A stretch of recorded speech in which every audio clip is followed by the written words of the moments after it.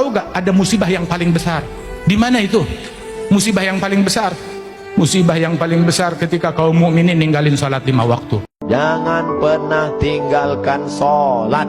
Sekali kau tinggalkan sholat, roboh tiang. As-sholatu imaduddin. Sholat tiang agama. Meninggalkan sholat, satu kali aja meninggalkan sholat, dosanya lebih besar dari dosa membunuh.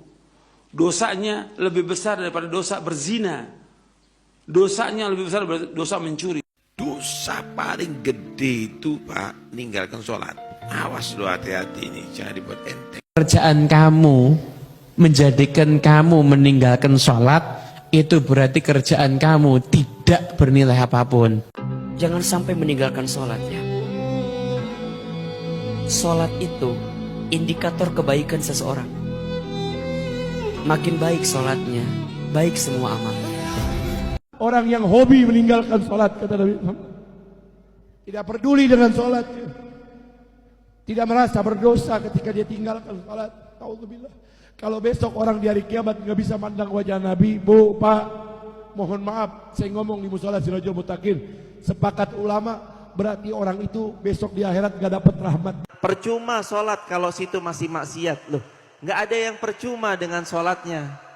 Karena justru dengan dia sholat mengurangi maksiat. Kalau dia udah sholat itu sudah berkurang maksiatnya. Saya ingatkan jangan pernah meninggalkan sholat.